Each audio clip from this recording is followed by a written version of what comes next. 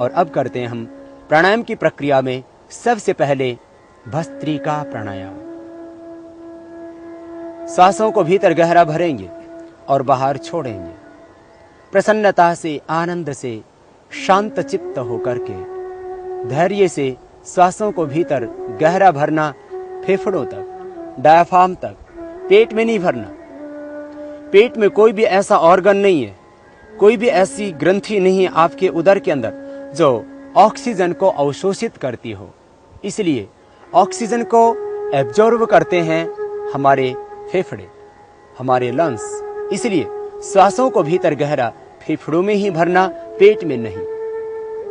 सांसों को गहरा भरेंगे भीतर, पवित्रता, दिव्यता, शक्ति, ऊर्जा, पवित्रता का आधान करते हुए गहरे सांस भीतर भरें और बाहर छोड़ें।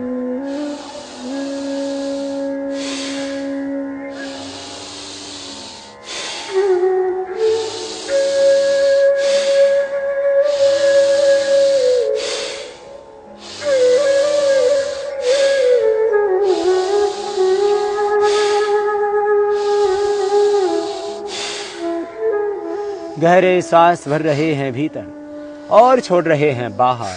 लेने और छोड़ने में एक जैसा दबाव। पूरी शक्ति के साथ सांसों को भीतर गहरा भरें और छोड़ते समय पूरा सांस बाहर छोड़ें। मन में एक प्रसन्नता और आनंद का भाव, एक प्राप्ति का भाव कि इस ब्रह्मांड की जितने भी दिव्य शक्तियां हैं, ऊर्जा है, पवित्रता है, आरोग्यता है, जो भी शुभ है इस ब्रह्मांड का, उसको मैं अपने मस्तिष्क में, अपने मन में, अपने प्राण में, अपने आत्मा में, अपने देह में मैं धारण कर रहा हूँ। शुभ का आधान करते हुए, पवित्रता का आधान करते हुए देह में आप कर रहे हैं भस्त्रिका प्राणायाम। किसी तरह का तनाव न हो चेहरे के ऊपर। प्रसन्नता से, सहजता से, एकाग्रता से, भावपूर्णता के साथ। जैसे आपको कुछ प्राप्ति होती, उपलब्धि होती है जीवन में, तो कैसी प्रसन्नता होती है, खुशी होती है, इसी तरह का एहसास प्राणायाम करते समय आपके चेहरों पर हो।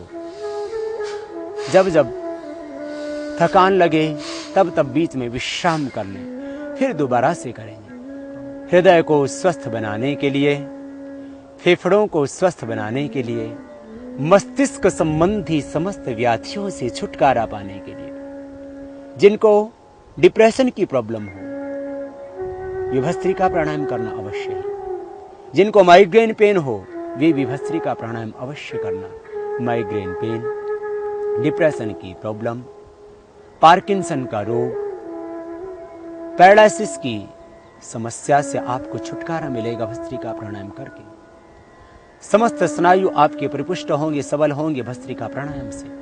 प्राण, अपान, व्यान, उदान, समान, ये पंचविध प्राण ही चलाते हैं आपके देह को। इस भस्त्रिका प्राणायाम के करने से आपके पंचविध प्राण परिपुष्ट हो रहे हैं, स्वस्थ हो रहे हैं, ऊर्जावान हो रहे हैं। ऐसा विचार करते हुए करें। फिर से एक बार प्रारंभ।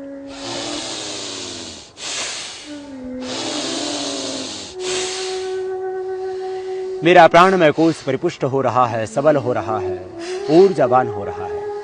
प्राण, अपान, व्यान, उदान और समान, ये पंचविध प्राण परिपुष्ट हो रहे हैं, सबल हो रहे हैं। मेरा बॉडी का जो ऑरा सिस्टम है वो स्ट्रांग हो रहा है। मेरा देह है ज्योतिर्मय, तेजोमय, आभामय हो रहा है। अपने आप को दिव्य आभा से, दिव्य ज्योति से, दिव्य प्रकाश से, दिव्य ज्ञान से, दिव्य आलोक से, ईश्वरीय शक्ति से ओतप्रोत अनुभव करते हुए करना इस प्राणायाम को। इस प्राणायाम के करने से व्यक्ति की आभा बढ़ती है। हमारा जो आभा मंडल है उसका विस्तार होता है। जो हमारी इथरिकल बॉडी की जो एनर्जी है, जो ऊर्जा है, जो ओरा है, वो इससे स्ट्रांग होती है।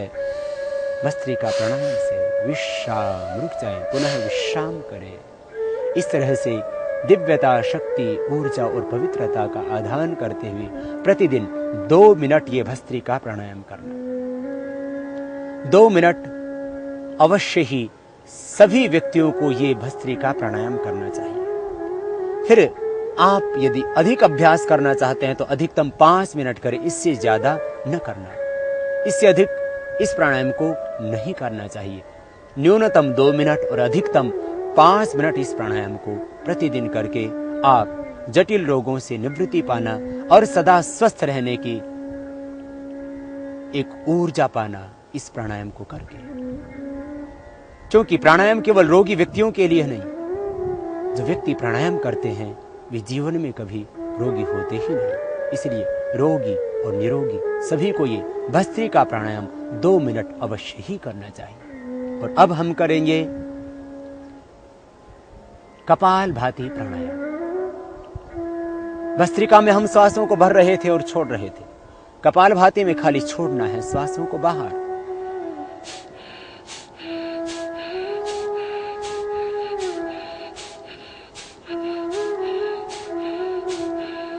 श्वासों को बाहर छोड़ रहे हैं और जब श्वासों को बाहर छोड़ते हैं तो उदर का आकुंचन होता है सहज, पेट जाता है अपने आप अंदर।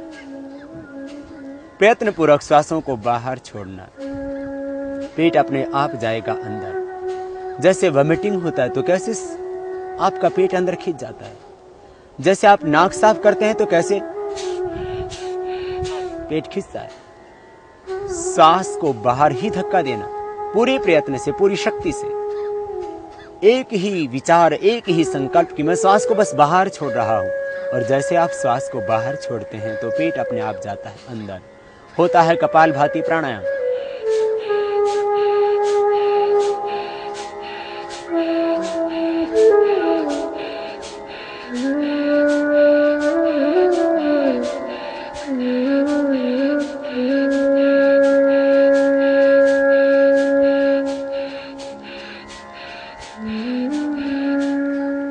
जब थकान लगे तभी रुक जाएं। प्रारंभ में आप इसको 30 बार ही करें।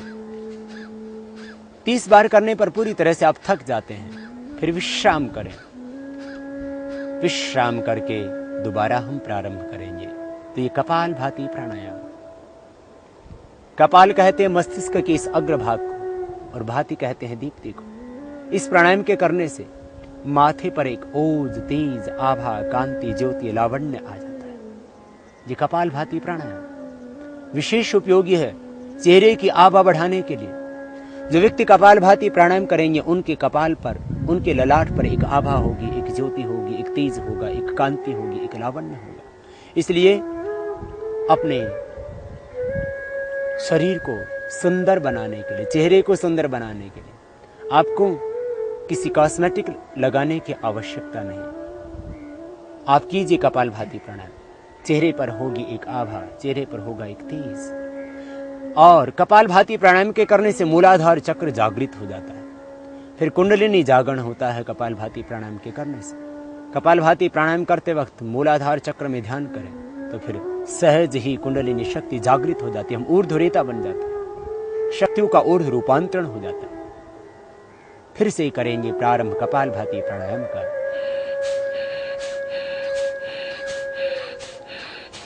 सांस को पूरी शक्ति के साथ में बाहर छोड़ रहे हैं और मन में है एक संकल्प, एक विचार कि मेरे शरीर में जितने भी रोग हैं, विकार हैं, दोष हैं, अशुद्धियां हैं, सब बाहर निकल रहे हैं। शरीर में जब विजातीय तत्व संग्रहित होते हैं तभी रोग पैदा होते हैं। आप कपालभाति प्राणायाम को करते समय मन में विचार करें कि मेरे शरीर में जितने भी टॉक्सिन्स हैं, ऑक्सीडेंट्स हैं, सब बाहर निकल रहे हैं। जब शरीर में टॉक्सिन्स रहेंगे नहीं, शरीर में जब ऑक्सीडेंट्स रहेंगे नहीं तो व्याधियां कैसे समा सकती हैं देह में। इसलिए विचार करें, शरीर की जितनी भी नेगेटिव एनर्जी है सब बाहर निकल रही है।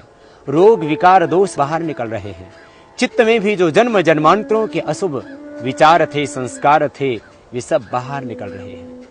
कॉन्शियस, अनकॉन्शियस और सब कॉन्शियस माइंड में जो भी अशुभ था सब बाहर निकल रहा है। जब थक जाएं तभी रुक जाएं। अपनी शक्ति का अतिक्रमण न करें, फिर से विश्राम करें बीच में एक बार। जिनको हार्ट की प्रॉब्लम हो, जिनको हाई ब्लड प्रेशर हो, उच्च रक्तचाप के रोगियों को और हृदय रोगियों को मध्यम गति से इस प्रकार से करना चाहिए ये प्राणायाम।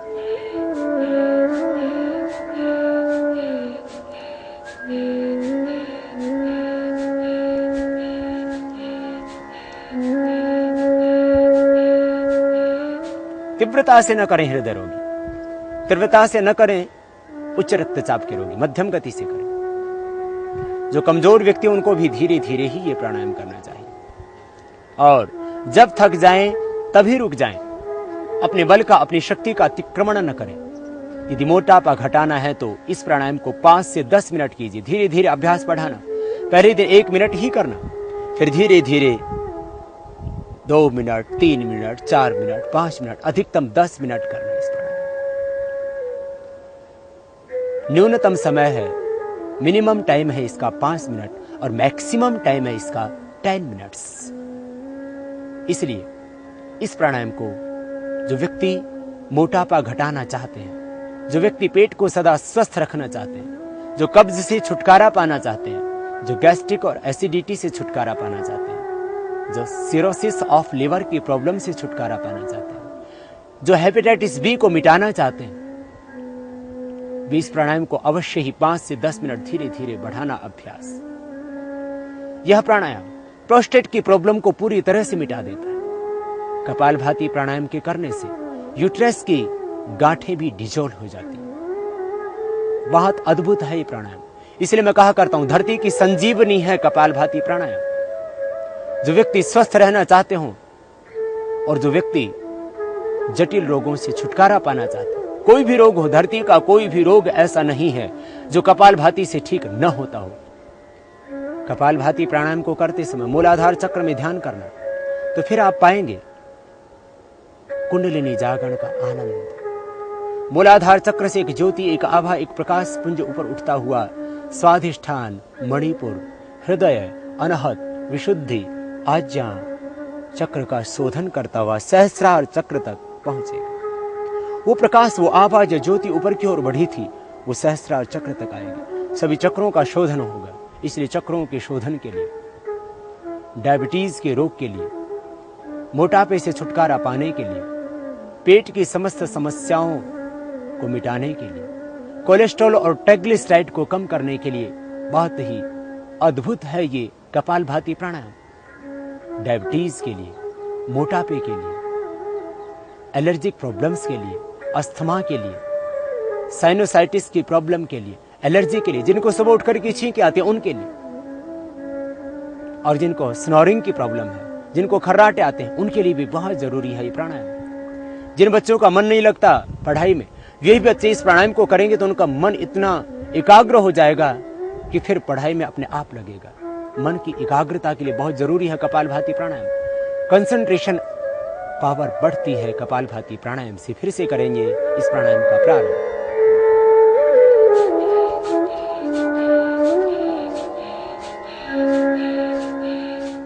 सांसों को बाहर छोड़ रहे हैं, पेट अंदर जा रहा है। सांसों को बाहर छोड़ते हुए करना, यूं नहीं करना, ये गलत हो जाएगा। सांसों को बाहर छोड़ना, तब अपने आप होगा सहज। कंपवात जैसे रोग से भी छुटकारा मिलता है इस प्राणायाम से। समस्त वात व्याधियां परीक्षण होती हैं। वात, पित्त और कफ तीनों दोषों का बैलेंस हो जाता है। समदोषाः समग्नि स समधातु मृक्यः प्रसन्न आत्मा इंद्रिय मनः स्वस्थित्य विधीयते। पूर्ण स्वस्थता पाते हैं इस कपालभाति प्राणायाम के द्वारा। समदोष हो जाते हैं, समग्नि हो जाती है, धातुएं सम हो जाती हैं, मल का विसर्जन ठीक से होने लगता है, शरीर की सारी क्रियाएं अपने आप व्यवस्थित हो जाती हैं। आपके चेहरे पर एक प्रसन्नता आती है, मन में एक आनंद आता है, उत्साह आता है, जीवन में एक दिव्यता आती है। प्रसन्न आत्मा इंद्रिय मन। इस कपालभाति प्राणायाम के करने से एक प्रसन्नता, एक आनंद आपके जीवन में आएगा। अब पूर्ण स्वस्थता पाएंगे कपालभाति प्राणायाम से। विश्राम पुनः जाए। यह हुआ कपालभाति प्राणायाम। धरती की संजीवनी है कपालभाति प्राणायाम। आतुरों के लिए, रोग से पीड़ित व्यक्तियों के लिए, चाहे किसी को कैंसर है, चाहे किसी को हेपेटाइटिस बी है, चाहे किसी को एड्स की प्रॉब्लम है, सबके लिए जरूरी है ये प्राणायाम। और सब रोगियों के ऊपर एक एक पर नहीं, लाखों लाखों व्यक्तियों पर प्रयोग करके हमने पाया है कि कपालभाति के बराबर न कोई दूसरी औषध है, न कोई दूसरी योग की विधा है। इसलिए हम कपालभाति प्राणायाम को विशेष रूप से कराते हैं। और योग के मनीषियों ने षटकर्म में भी इसका वर्णन किया। धोतिर्बस्ति तथा नेतिः त्राटकम नोलिकम तथा कपालभातिश्च एतानि षट्कर्माणि प्रचक्षते। यह है कपालभाति। कपालभाति को अवश्य ही 5 मिनट तो कम से कम जरूर करना। आपको भोजन मिले या न मिले, आप नाश्ता करें या न करें, लेकिन कपालभाति प्राणायाम को अवश्य करना। कपालभाति प्राणायाम आपके जीवन का एक संकल्प होना चाहिए। आप प्रतिज्ञा करें कि मैं कपालभाति प्राणायाम बिना किए भोजन नहीं करूंगा, कपालभाति करके ही भोजन करूंगा, कपालभाति करके ही नाश्ता करूंगा, उसके बिना मैं नाश्ता नहीं करूंगा, मैं भोजन नहीं करूंगा। फिर देखना, जिंदगी में कभी आपको कोई भी रोग नहीं हो सकता। लाखों रुपए की बचत होगी, शरीर आपका स्वस्थ होगा, भगवान का दिया हुआ ये देह रूपी मंदिर फिर देवालय बनेगा। ये देह देवालय है। लोग कहते हैं शरीर व्याधि मंदिरम, अपने आप ही घड़ लेते मंत्र। कौन से शास्त्र में लिखा है शरीर व्याधि मंदिरम? ये देह तो देवालय है, भगवान का घर है। आप कपालभाति प्राणायाम करना और इस देह को देवालय बनाना, फिर भीतर से अपने आप को जानना, अपने आप को पाना, फिर अपने ही इस अंतर में उस ब्रह्म को पाना। एकाग्रता मिलेगी, ध्यान में गहरे उतरेंगे कपालभाति प्राणायाम से। फिर से एक बार करेंगे और फिर आगे बढ़ेंगे।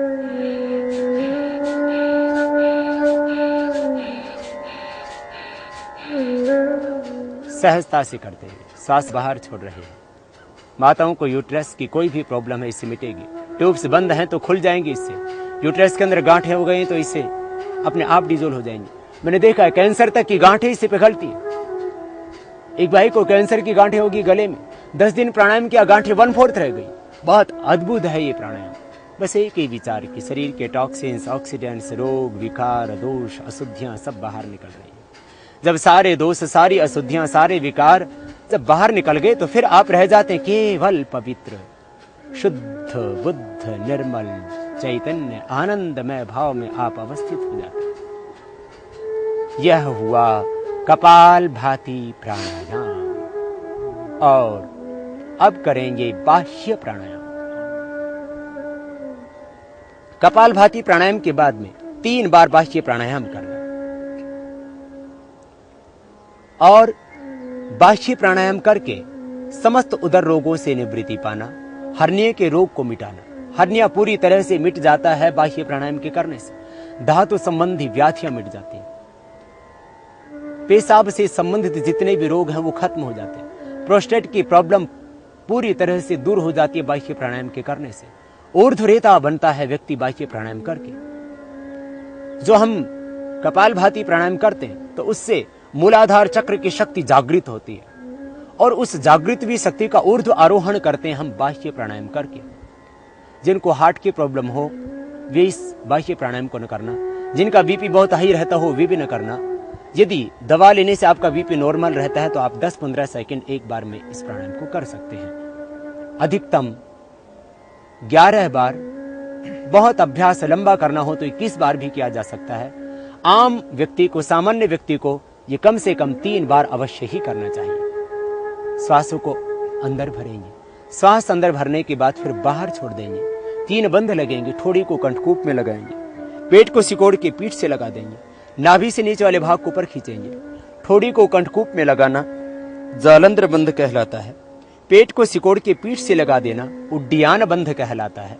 और नाभि से नीचे वाले भाग को ऊपर खींच के रखना ये मूल बंध कहलाता है। श्वास को बाहर छोड़ने के बाद में, रेचक करने के बाद में ये 3 बंध लगेंगे। योग में श्वास को अंदर भरना पूरक कहलाता है, बाहर छोड़ना रेचक कहलाता है। बाहर का बाहरी रोक देना बाह्य कुंभक कहलाता है और अंदर भर के अंदर रोक देना ये आभ्यंतर कुंभक कहलाता है। बाह्य प्राणायाम करते हुए हम रेचक करेंगे और बाहर ही रोक देंगे श्वास को और 3 बंध लगाएंगे। फिर जालंधर बंध को हटाते हुए श्वास को अंदर भरेंगे और 3 बंधों को छोड़ देंगे। फिर से श्वास बाहर निकालेंगे और 3 बंध लगाएंगे। इस प्रकार से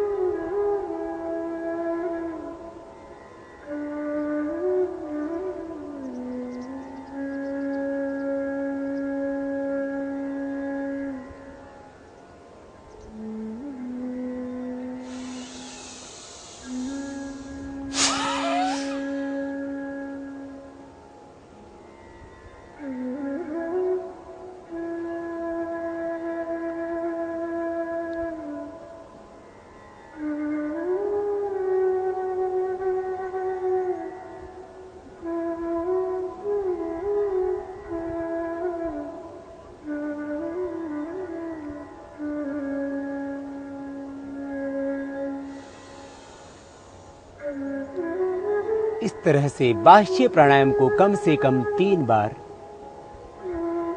से लेकर के 5 बार तक रोज करना।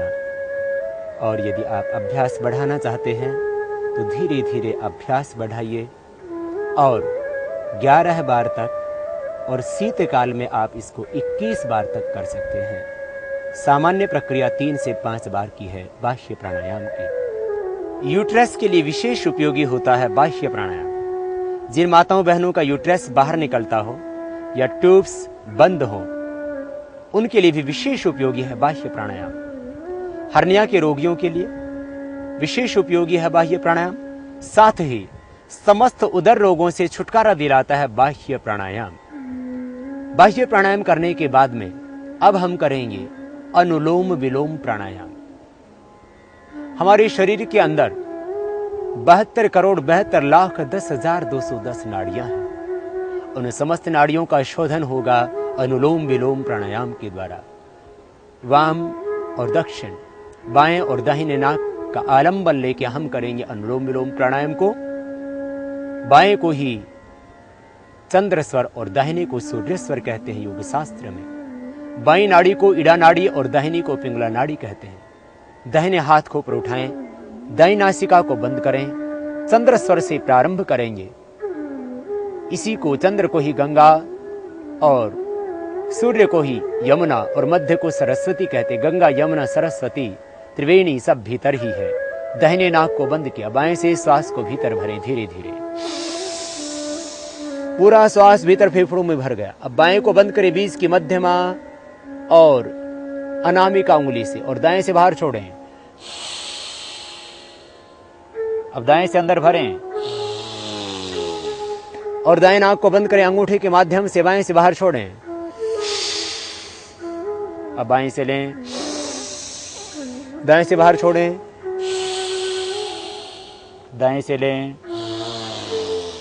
बाएं से बाहर छोड़ें, बाएं से लें, दाएं से बाहर छोड़ें, दाएं से लें, बाएं से बाहर छोड़ें। ये क्रमबद्धता चलती रहे।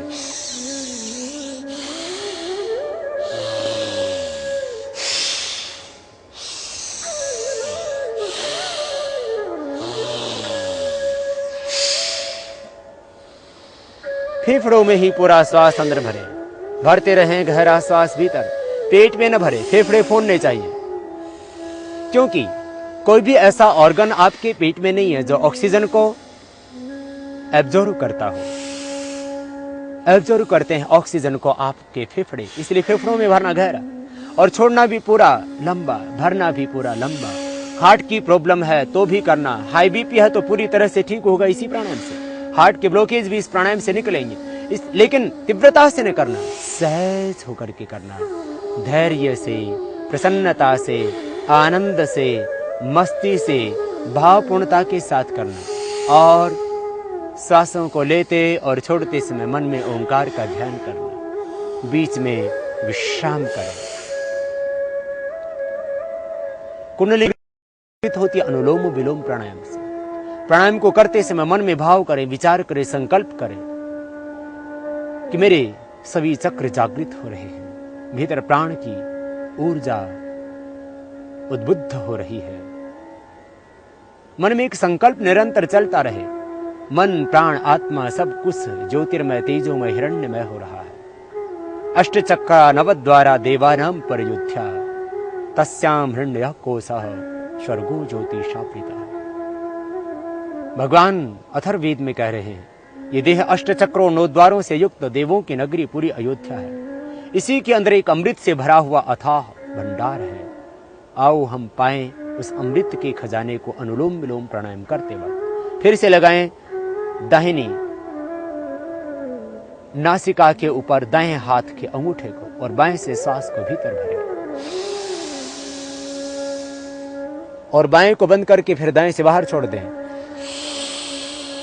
फिर दाएं से भरें, बाएं से बाहर छोड़ दें।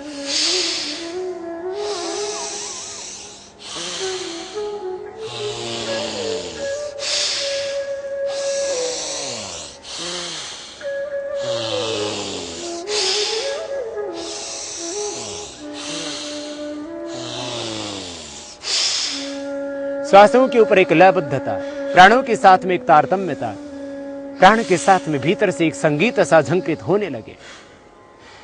सहज होकर के, प्राण के साथ में तन में होकर के करना ये प्राणायाम, और मन में विचार करना, इस ब्रह्मांड से ईश्वर ऊर्जा का वर्षण हो रहा है। चारों ओर से ईश्वर का आनंद, ईश्वर की करुणा, ईश्वर की ज्योति, ईश्वरी दिव्य ज्ञान का वर्षण हो रहा है। दिव्य ज्ञान की संप्रेषणाएं हो रही हैं। चारों ओर से ईश्वरी आनंद को, ईश्वरी शांति को, ईश्वरी ज्योति को, ईश्वरी शक्ति को अनुभव करना। शन्नो देवीरभीष्टय आपो भवन्तु पीतये संयोः अभिष्यवन्तु। हे प्रभु, आपका आनंद चारों ओर से बरस रहा है। शक्तिपात की दीक्षा में दीक्षित होंगे आप अनुलोम विलोम प्राणायाम करते हुए। विचार करना, भाव रखना, संकल्प रखना, ब्राह्मी शक्ति के साथ में जुड़ करके कि मैं ईश्वरी आनंद पा रहा हूं, ईश्वरी शक्ति पा रहा हूं, ईश्वरी ज्ञान का वर्षण हो रहा है। ऐसा विचार करना, विश्राम, सहज होकर के श्वासों पर मन को केंद्रित करके बीच में विश्राम करना। यह अनुलोम विलोम प्राणायाम समस्त वात रोगों से, समस्त कफ रोगों से, समस्त पित्त रोगों से छुटकारा दिलाता है। इसलिए यदि आपको अर्थराइटिस है, रोमेटॉइड अर्थराइटिस है, ऑस्टियोआर्थराइटिस आपको, कार्टिलेज आपके घिस गए, लिगामेंट्स आपके टेढ़े हो गए, साइनोवियल फ्लूइड आपका जो लिक्विड होता है जोड़ों के अंदर वो कम हो गए, तो ये प्राणायाम करना। इस प्राणायाम के करने से आपका साइनोवियल फ्लूइड जो लिक्विड होता है जोड़ों के अंदर वो अपने आप नियमित मात्रा में आ जाएगा। लिक्विड जो कम हो गया था वो बनने लगेगा, कार्टिलेज जो घिस गए थे दोबारा से बनने लगेंगे, लेगामेंट्स जो टेढ़े हो गए थे वो ठीक हो जाएंगे, हाथों की अंगुलियां जो आपकी विकृत हो गई थी दोबारा से ठीक हो जाएंगी। अर्थराइटिस है तो ये अनुलोम विलोम प्राणायाम करना, कपालभाति और भस्त्रिका भी करना, लेकिन अनुलोम विलोम विशेष लाभप्रद होगा। वेरिकोज वेन्स की प्रॉब्लम है तो भी ये अनुलोम विलोम प्राणायाम करना, वेरिकोज वेन्स की प्रॉब्लम खत्म हो जाएगी। हार्ट के अंदर ब्लॉकेज है तो अनुलोम विलोम प्राणायाम करना। 70-80% ही नहीं, 100% तक जिनको ब्लॉकेज थे उनको ठीक किया हमने अनुलोम विलोम और भ्रामरी आदि प्राणायाम करवा करके। इसलिए हार्ट के ब्लॉकेज के लिए, कोलेस्ट्रॉल को कम करने के लिए, ट्राइग्लिसराइड को कम करने के लिए, इस्नोफिल्स को कम करने के लिए, जितने भी प्रकार की शरीर में टॉक्सिसिटी बढ़ी हुई होती है, ऑक्सीडेंट्स बढ़े हुए होते हैं, उनको नियमित करने के लिए जरूरी होता है अनुलोम विलोम प्राणायाम। इसलिए नियमित रूप से इसको करना और पाना हृदय रोगों से छुटकारा, पाना कोलेस्ट्रॉल से मुक्ति, पाना ट्राइग्लिसराइड से मुक्ति। अपने आप नियमित हो जाएंगे आपके ट्राइग्लिसराइड्स और कोलेस्ट्रॉल। उच्च रक्तचाप हमेशा के लिए फिर सामान्य हो जाएगा। उच्च रक्तचाप का स्थायी उपचार है अनुलोम विलोम प्राणायाम। फिर से करेंगे इसी प्राणायाम को प्रारंभ।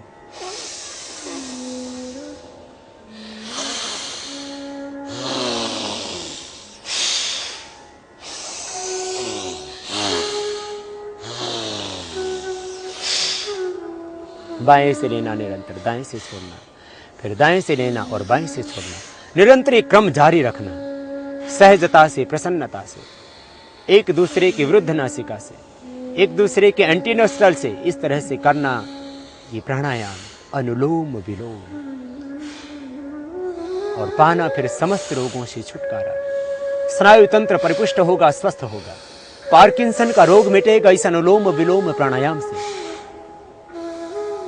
और कंपवात से हमेशा के लिए छुटकारा मिलेगा। डिप्रेशन मिटेगा। डिप्रेशन का एकमात्र यदि कोई समाधान है तो वह है प्राणायाम। अनुलोम विलोम प्राणायाम कीजिए, डिप्रेशन से छुटकारा मिलेगा। माइग्रेन पेन आपका सदा के लिए ठीक हो जाएगा। मस्तिष्क के स्नायु के अंदर आए हुए ब्लॉकेज दूर हो जाएंगे। इसलिए मैं कहता हूं इससे पैरालिसिस ठीक होता है, कंपवात ठीक होता है। मस्तिष्क संबंधी जितने भी व्याधियां हैं, हृदय संबंधी जितने भी व्याधियां हैं, अस्थमा की प्रॉब्लम, साइनसाइटिस, एलर्जी प्रॉब्लम, छींके आना, स्नोरिंग की प्रॉब्लम, सबसे छुटकारा मिलेगा अनुलोम विलोम प्राणायाम से। बीच में विश्राम करते रहे और विश्राम करके श्वासों पर ध्यान दें। हर एक श्वास के साथ में ओंकार का ध्यान करते हुए अनुलोम विलोम तो ध्यानात्मक दृष्टि से भी विशेष उपयोगी होगा अनुलोम विलोम प्राणायाम। ओम ओम का जप, ओम का ध्यान सांसों के साथ हो।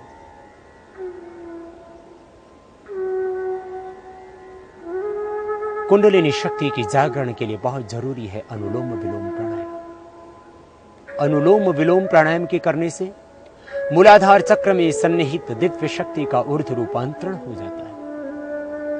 मूलाधार चक्र की शक्ति का ऊर्ध्व रूपांतरण ही है कुंडलिनी जागरण। इसी को योग शास्त्र में ऊर्ध्वरेता होना कहा जाता है।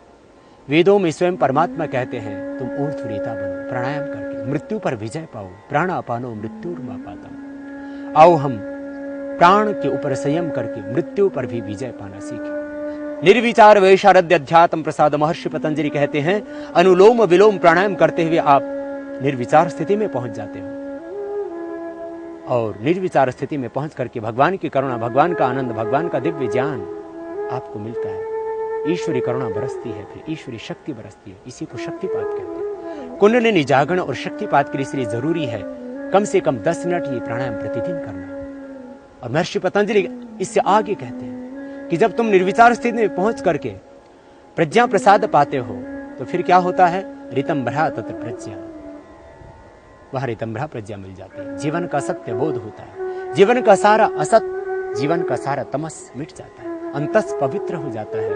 भीतर के सारे दोष, जन्म जन्मांतरों के जो छाए हुए चित्त के अंदर अविद्या के संस्कार सब मिट जाते हैं, और हम पाते हैं अपने सत्य स्वरूप को, और पाते हैं अपने ही भीतर उस विराट ब्रह्म को। फिर से करेंगे एक बार इसी प्राणायाम को और फिर देंगे विराम।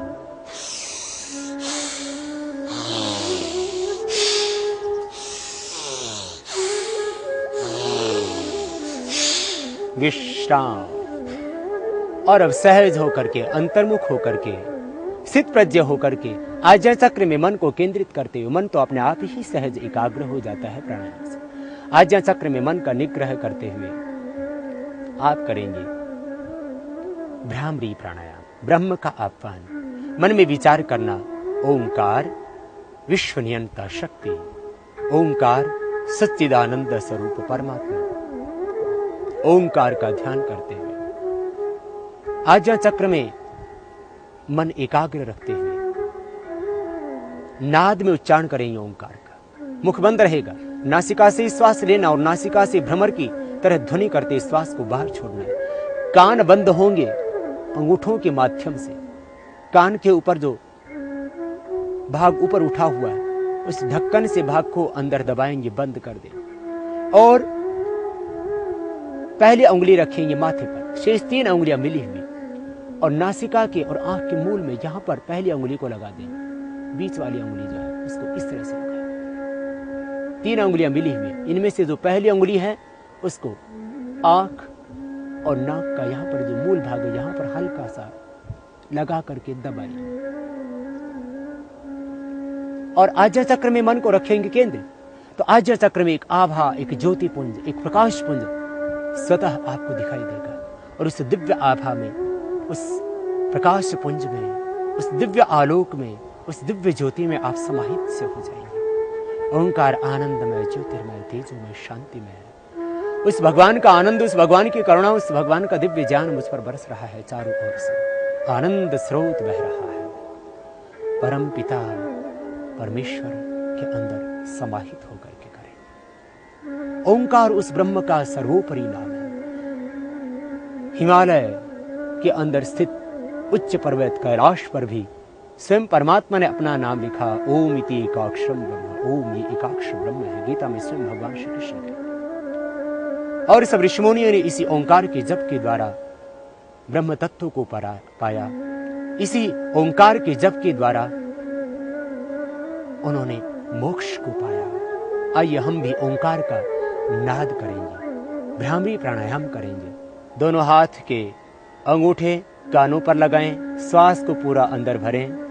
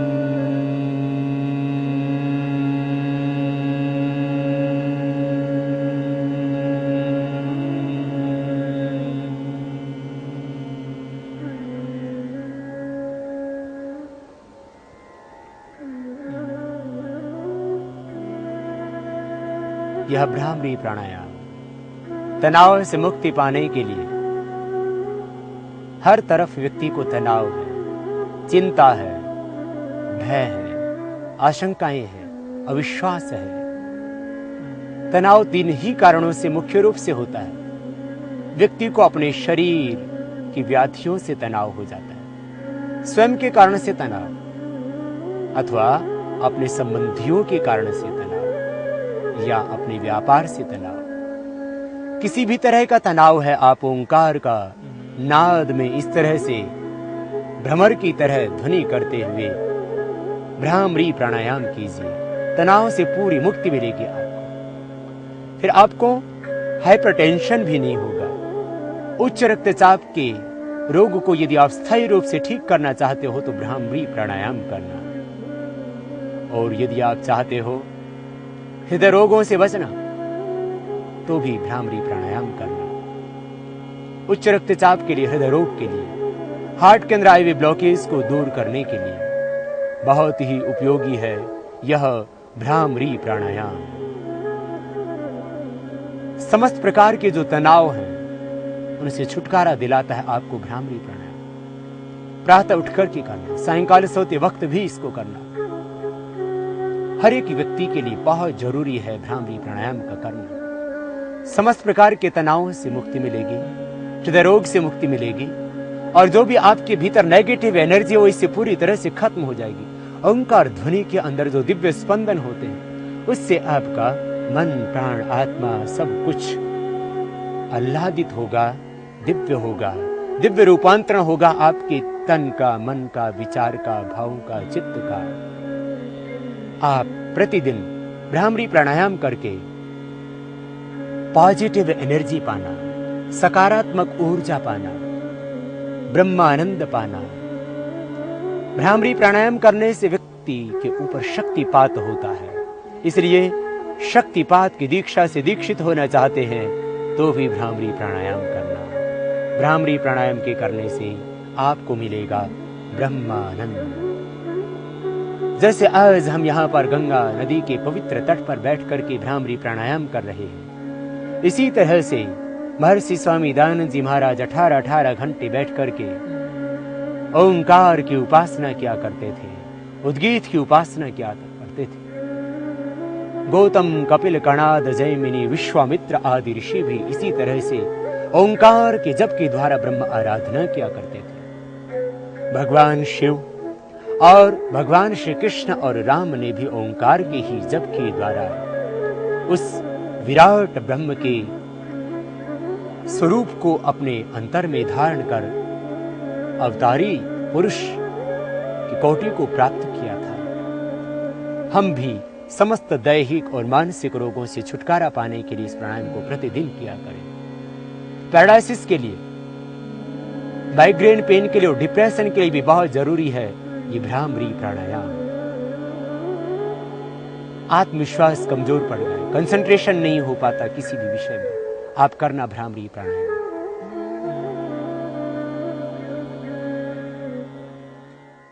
अब हम करेंगे उद्गीत प्राणायाम, ओंकार का उच्चार।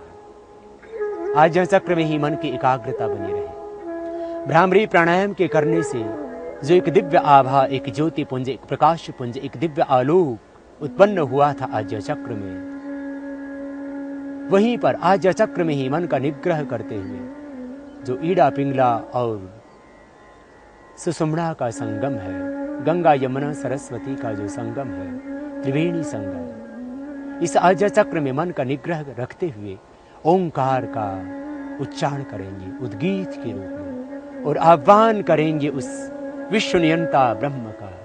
हम उस अमृत के पुत्र हैं, वयम पुत्रम अदितिर्यो विधर्ता ममेव अंशो जीवलोके जीवभूतः सनातना। ईश्वर अंश जीव अविनाश। आओ उस ब्रह्म के अंश अपने आप को अनुभव करते हुए उस महान पिता के पुत्र होने का गौरव और स्वाभिमान आनंद अपने हृदय में रखते हुए ओंकार के साथ में तन्मय हो जाए, भावपूर्णता के साथ में। भीतर एक श्रद्धा, एक तड़फ, एक लगन, एक समर्पण गहरा, एक विरह का भाव कि हे प्रभु, भोगों की अग्नि में तपते हुए न जाने कितने जन्म कितने जीवन बीत चुके। अब प्रभु मुझे योगाग्नि में तपाओ, अब प्रभु अपने शरण में ले लो, अब मुझे और दुखी न करो प्रभु, अब तो मोक्ष दे दो, अब तो अपना आनंद दे दो, अब तो अपने अमृतमयी गोद में प्रभु मुझे अवस्थित कर लो। अपने आप को ब्रह्मानंद में अनुभव करते हुए, ये मानते हुए कि मैं उस परमात्मा के आनंदमयी गोद में बैठा हूँ, चारों ओर से ब्रह्म से पूरित हूँ। ब्रह्मेदम अमृतम पुरस्तात् ब्रह्म पश्चात ब्रह्म दक्षिणतश्च उत्तरेण अधश्च ऊर्ध्वं च प्रसृतम ब्रह्म इदम विश्वम इदम वरिष्ठम्। आओ उस ब्रह्म के साथ में तदाकार होकर के बाहर भीतर दाएं बाएं ऊपर नीचे उसी ब्रह्म की शक्ति और सत्ता का अनुभव करते हुए ओंकार का जाप करें, सांस को गहरा भरते हुए और पाएं समस्त दैहिक और मानसिक रोगों से छुटकारा, और जोड़ें अपनी चेतना को वैश्विक चेतना से, आत्मा को विश्वात्मा से। अपने आप को जाने और अपने ही भीतर विद्यमान उस ब्रह्म को पहचाने।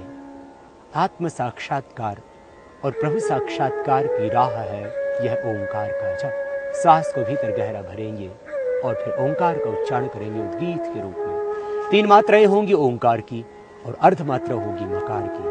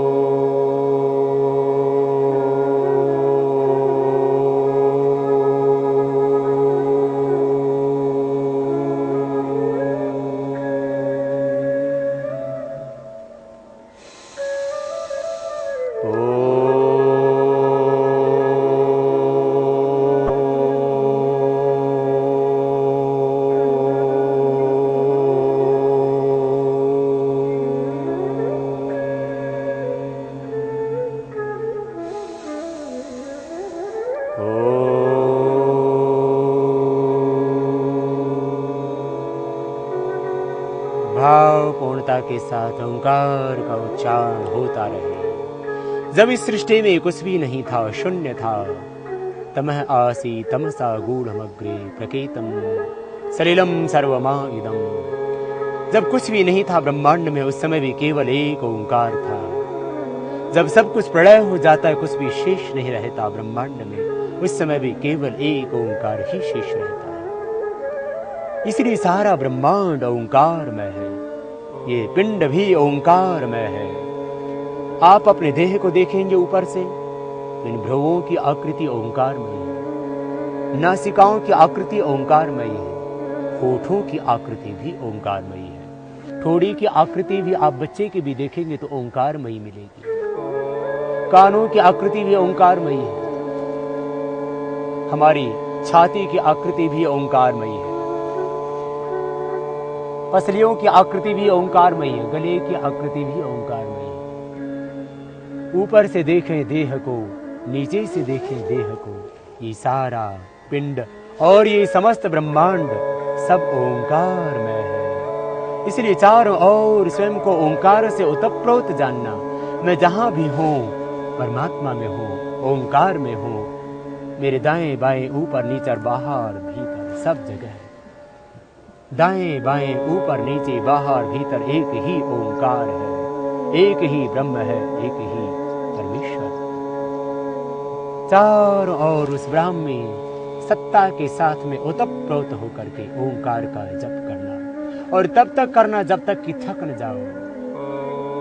और ओंकार का जप करते करते ओंकार मय न हो जाओ। उपासना का यही अर्थ है। भगवान का स्तवन करने से भगवान से प्रीति, प्रार्थना से अहंकार की समाप्ति, अहंकार का विसर्जन, और उपासना से ब्रह्म के साथ में तादात्म्य भाव।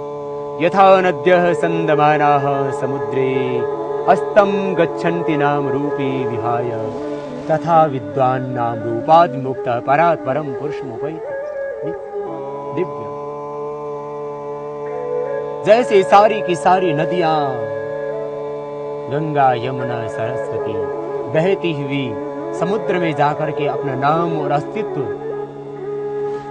समाप्त कर देती हैं, सागर रूप हो जाते हैं। आओ हम भी उस ब्रह्म की ओर बहें। बहुत जन्मों तक बह करके देखा दुनिया में, बहुत जन्मों तक तप करके देखा भोगों की अग्नि में, मिला रोग, मिली अशांति, मिले दुख।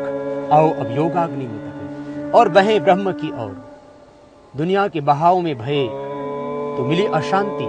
आओ अब इन नदियों की भांति सिंधु की ओर बहे, अपने आत्मा को विश्वात्मा की ओर बहा दे, और परात् परम पुरुषमुपैति दिव्यम, उस दिव्य पुरुष से, उस ब्रह्म पुरुष से जुड़ जाए। इस तरह से आनंद पाए, ब्रह्मानंद पाए। चारों ओर से एक गहरा समर्पण। मैं जहां भी हूं ब्रह्म में हूं, मैं जो भी हूं ईश्वर की कृपा से हूं। मैंने जो पाया तन मन धन रूप यौवन, ये जन्म और जीवन सब कुछ ब्रह्म का है। एक गहरा समर्पण। और इस तरह से उस ब्राह्मी चेतना के साथ में तदाकार होकर के, उस ब्रह्म के साथ में तन्मय होकर के ओंकार का जाप करना, ओंकार का उच्चारण करना। साक्ष्य भाव से सांसों को देखना। मंद मंद सांस तो जा रहे हैं बाहर से भीतर, गहरा अनुभव करना सांसों। और जो प्रश्वास अंदर से बाहर निकल रहे हैं उनको भी सूक्ष्म रूप से अनुभव करना। प्राण के साथ प्रणव की आराधना करते हुए, प्रणव की उपासना करते हुए, प्राणों के साथ मन का निग्रह करते हुए जब हम प्रणव का ध्यान करेंगे तब समाधिस्थ होंगे। योग का रहस्य यही है। प्राणायाम के करने से हमारा मन जहां एकाग्र हो जाता है, हम मन के दासत्व से मुक्ति पाते हैं, मन के विजेता बन जाते हैं। वही ओंकार के ध्यान से फिर सारी मानसिक भावों से ऊपर उठ करके आत्मिक भाव में अवस्थित हो जाते हैं और आत्मा ब्रह्म में अवस्थित हो जाता है। योग की सहज सी परिभाषा और योग की सहज सी अनुभूति आप कर रहे हैं। प्राणायाम किया तो इंद्रियों का निग्रह हो गया स्वतः मन में। इंद्रियां जब अपने विषयों से अवरुद्ध होकर के मन में अवस्थित हो जाएं तो यह हुआ प्रत्याहार। हमने सहज अनुभव किया इसका। इंद्रियां अवरुद्ध हो गई थी मन में, और मन का जब निग्रह हो जाता है प्राण के साथ तब हो जाती है धारणा, और प्राण का निग्रह हो जाता है जब आत्मा के साथ तब हो जाता है ध्यान, और आत्मा का जब लय हो जाता है विश्वात्मा में तब होती है समाधि की स्थिति। इंद्रियों का मन में लय होना प्रत्याहार, मन का प्राण के साथ में लय होना धारणा, और प्राण का आत्मा में लय होना ध्यान, और आत्मा का विश्वात्मा में लय होना ये समाधि तक की सहज यात्रा हम करते हैं प्राणायाम के द्वारा। इसलिए प्राणायाम से जहां हमें शारीरिक रोगों से, मानसिक संतापों से मुक्ति मिलती है, वहीं पर हमें आत्मानंद मिलता है। हम समाधि तक की यात्रा करते हैं प्राणायाम के द्वारा।